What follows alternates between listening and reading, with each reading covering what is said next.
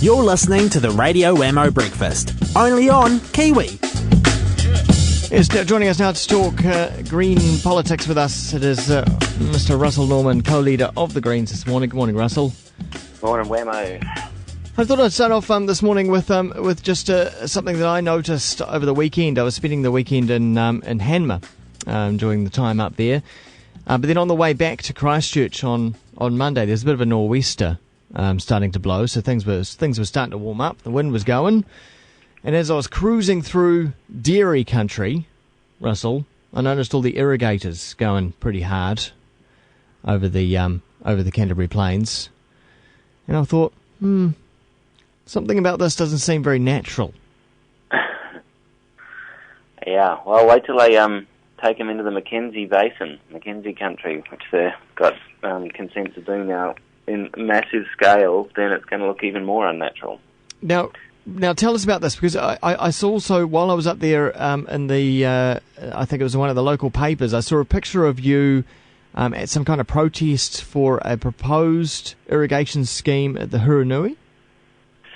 Yeah, that's right. The Huranui, which is a large wild river about an hour's drive north of Christchurch, and it's still natural. It isn't dammed at the moment. Goes from the mountains through Lake Sumner on its north branch, which is a natural lake, and then comes down to the coast.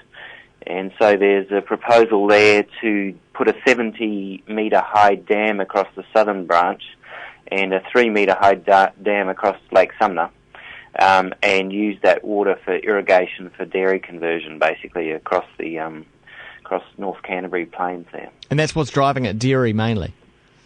Yeah, mainly. There's some other uses as well, but basically the key driver is dairy because that's where the money is.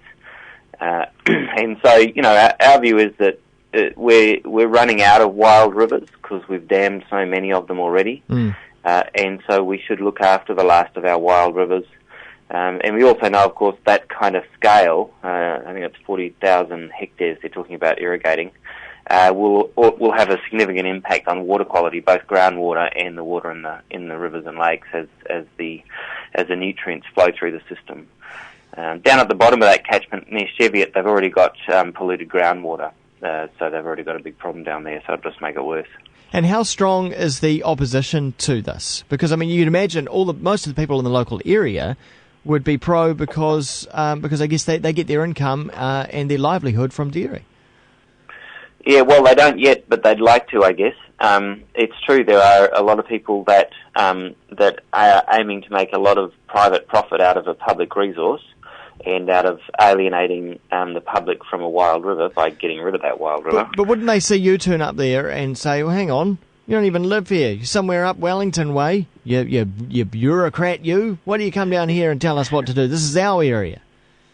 Well, what we're doing is working with locals and the people across Canterbury. So the Huranui is it's an interesting one because it's used by a lot of recreational users from Christchurch, particularly canoeists. It's extensively used. So it's part of what Cantabrians view as their natural playground. And so there was a march of 2,000 people that I was at, that I spoke to, must have been, 4 weeks ago now, through the streets of Christchurch. So it's one of the biggest rallies Christchurch had for a while, and it was about that river. And there was heaps of canoeists, heaps of fishermen, because, of course, the fish and game are totally opposed to the damming of the river because it'll destroy the fishery. Yeah. And the canoeists are totally opposed because it'll destroy the river for canoeing. And, of course, conservationists are opposed. So, there's a huge opposition to it in Christchurch. In Canterbury. And what about, if it's going to be dammed, obviously that will flood an area as well. Are the people in that area happy about that? So where do they stand? Because obviously they'll be compensated. I'm sure there will be. The farmers who are around where the dam would be on the South Branch, they support it because they plan to use the water. The interesting thing about, of course, irrigation dams, there will be an element of hydro to this, but mostly it's for irrigation, is that irrigation dams are run dry over the summer. That's how they function. And so we'll end up with a huge dust bowl, effectively, where the dam is during the southern months, because it'll be run to the bottom. Right. So yeah, I mean, it's we've got to, at some point or another, we are going to run out of wild rivers to dam, right? Yeah. Because there's only a finite number of them. So we've got to make a decision. At some point, we're going to have to be more sustainable and stop damming wild rivers, because we simply won't be able to dam anymore. The only question for us is, when do we stop? Because we have to stop. The only question is when. And so we could stop now and leave a few of them, or we could just keep going right to the end and have absolutely nothing left. And we'll still have to deal with the question of what you do after you dam the last river. How do you actually go ahead sustainably at that point? Yeah. Yeah, because and then we'll be at full usage, right? But do you not think that people will be satisfied at full usage? I think people will, those who are trying to make money out of it will always look for more, but at a certain point there won't be any more.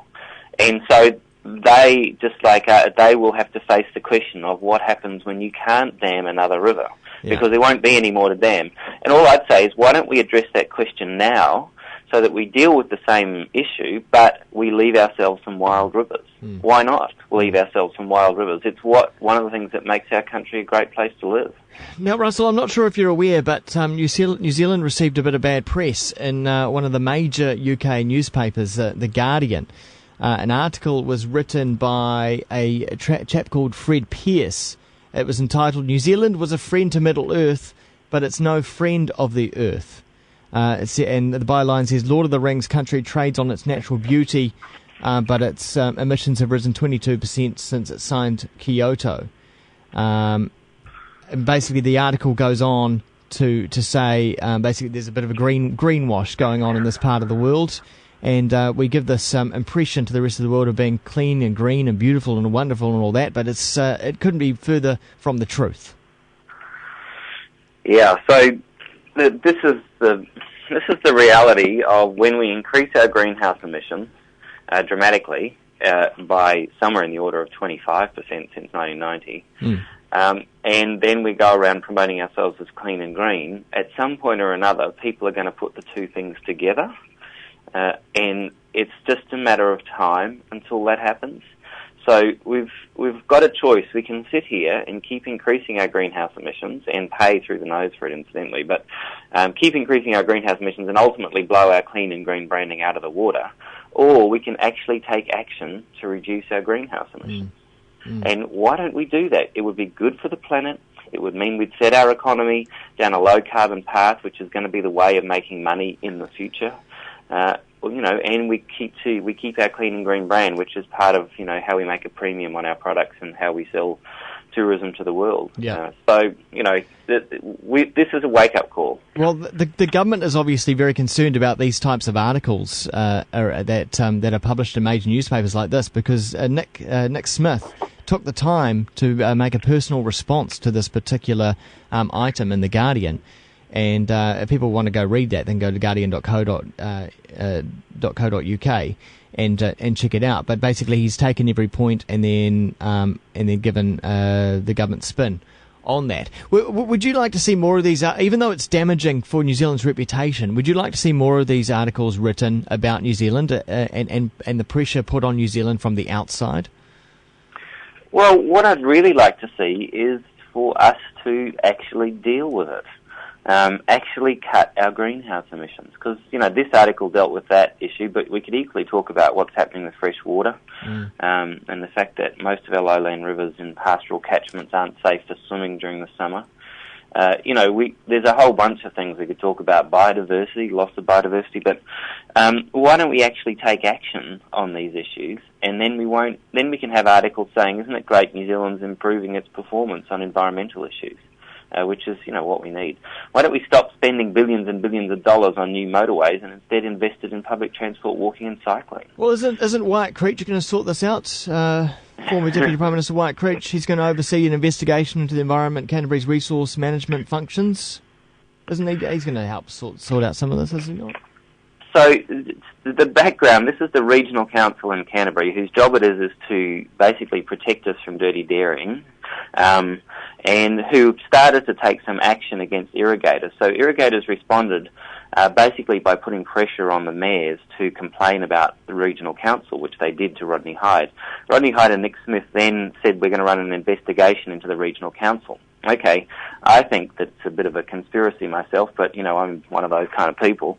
But then they decide the person who's going to run the investigation happens to be a director of Open Country Cheese, which is a dairy processing company with a series of convictions for pollution. Now, it just seems to me that that's the wrong person to run this kind of thing. You need someone independent of the industry. I mean, George Bush, what he used to do is appoint the industry into the position of regulator. Well, here we have someone who's in the industry, has been appointed to oversee and basically pass judgment on the regulator, which is ECAN. I don't think that's right. Russell Norman, co-leader of the Greens, thanks very much for joining us today. My pleasure. Thanks so much. Cheers.